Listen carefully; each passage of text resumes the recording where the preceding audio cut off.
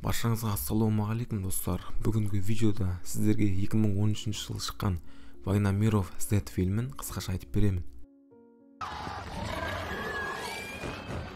Фильм басында таңертең ұйқыдан тұрып жатқан бір отбасыны көреміз.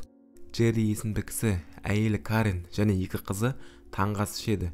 Теледидардан жаңалықтарда әскерлерді көрсетіп жатады. Қызы одан бұрынғы жұмысы жайлы сұрайды. Джерри бұрын әскерде қызметте болған еді, бірақ отбасымен бірге болу үшін ол жұмысын тастаған еді. Отбасы көлікпен қалаға шығады. Олар келе жатқанда жолда кептеліс болады және төбеден тікұшақ көрінеді.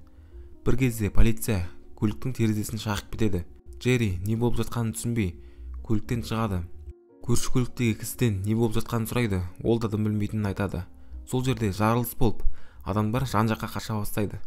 Тағы бір полиция келіп, көлікке кір деп айқайлап жатқанда, оны жүк көлігі қағып кетеді. Джерри де ол жерден қашып келе жатқанда басқа көлікпен соғысады.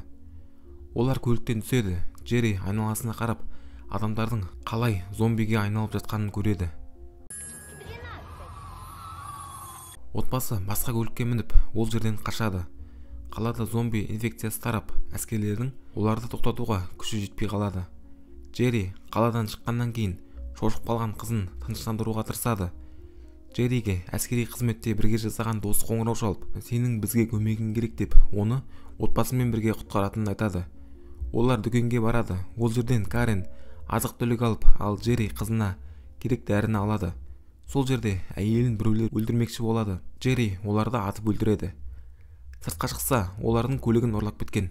Ол досы Терриге қоңырау шалып, жаяу қалғанын айтып, біз үйдің үстіне шығамыз, сол жерден алып кет дейді. Бірақ ол таң атқанда алып кетемін дейді. Олар бір отбасының үйіне кіріп, сол жерде отырады. Кішкене демалғаннан кейін ол жерден шығады. Үйдің үстіне бара жатқанда алдынан зомбилар шығып, оларды қуалайды. Джерри отбасын шатырға шығарып жіберіп, өзі зомбиларды өлтіреді. Содан кейін өзі де шығып, зомбиге айналған жағдайда шатырдан секірмекші болады. Себебі олардың қаны аузына кіріп кеткен еді, бірақ зомбиге айналмайды. Ол әлгі отбасының баласын өзімен алып кетеді. Себебі оның ата-анасы зомбиға айналып кетті. Тікұшақ келіп, олар ол жерден кетіп қалады. Тікұшақпен Атлант мұхитындағы әскери кемеге келіп қонады. Джерриді досы күтіп алады. Отбасы кішігірім бөлмеге келіп жайғасады. Джерри досымен кеменің ішінде жүреді. Ол жерде ғалымдар бұл ауру қайдан шыққанын және оған қарсы вакцина жасау жолдарын іздеп жатыр. Және кемеде Оңтүстік Кореядан келген зомби жайлы жазылған хатты әңгіме қылып жатыр. Бірақ одан кейін ол базамен ешқандай байланыс болмаған.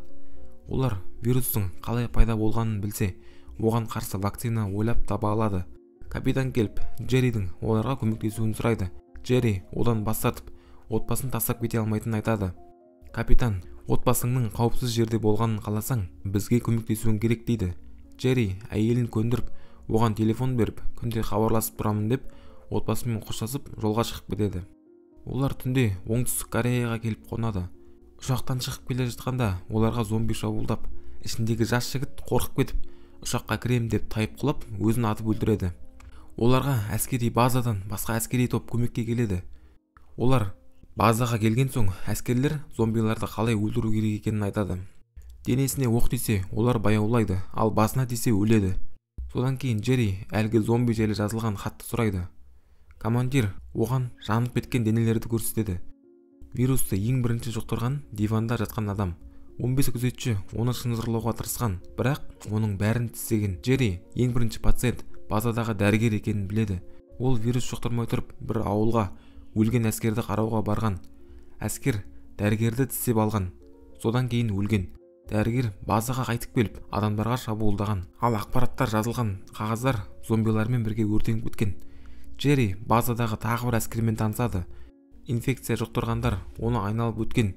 Ал не үшін олай екені түсініксіз. Және бұл жерде инфекция жұқтыру уақыты 5 минуттан 10 минутқа дейін барады. Содан кейін Джерри ЦРУ-дің бұрынғы қызметкерімен әңгіме айтады. Ол Солтүстік Кореяға қару сатқаны үшін қамалған. Ол Солтүстік Корея адамдардың тістерін жұлу арқылы 24 сағатта инфекциядан құтылғанын, ал Израиль бұл пандемия басыламай тұрып, Иерусалимге үлкен қабырға салып жетіскенін айтады. Ол Джерриге Иерусалимдегі Юрген Вермбрунмен кездес, ол жауаптарын айтады дейді. Израильге бара жатқанда Джерри әйеліне қоңырау шалады, Бірақ әңгіме барысында жақын жерде жарылыс болып, олардың әңгімесі үзіліп кетеді. Джерри Иерусалимге қонады. Ол Юргенмен кездесіп, Израиль Индияның генералынан зомбилармен күрес жайлы хабарламасын алғанын біледі. Иерусалимге үлкен қабырға салуының себебі де сол еді. Юрген қашып келген адамдарды Иерусалим қабылдап жатқанын айтады. Себебі әр құтқарылған адам зомбидің көбеймеуіне пайдасы тиеді. Осы жерге қашып келген адамдар қатты шулай бастайды. Соның кесірінен сырттағы зомбилар бір-бірінің үстіне мініп, үлкен қабырғадан өтіп кетеді. Джерри қашып бара жатқанда зомбилардың бір адамға тиіспей қасынан өтіп бара жатқанын көреді.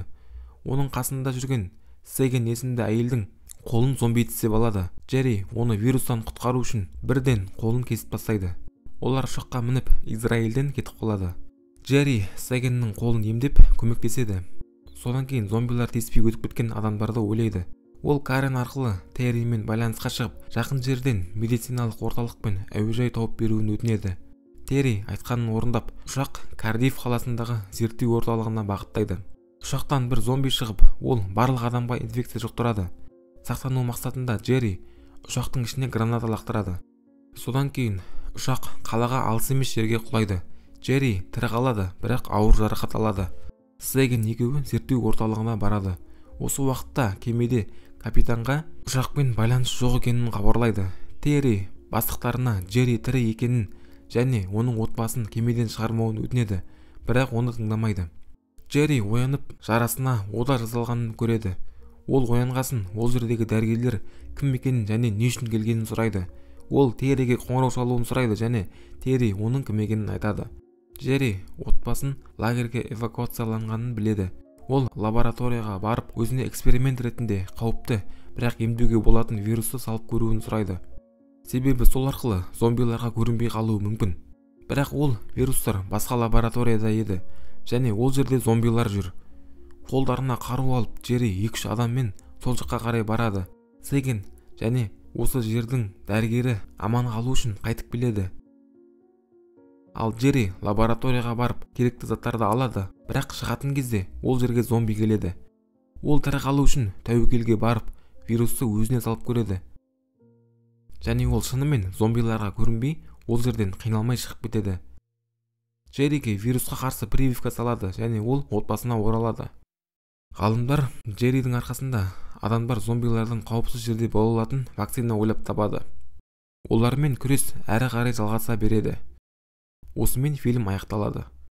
Достар, егер видеоны лайк басып, каналға жазылдыңыздар. Сіздердің қолдауларыңыз өте маңызды. Келесі видеода кездескенше.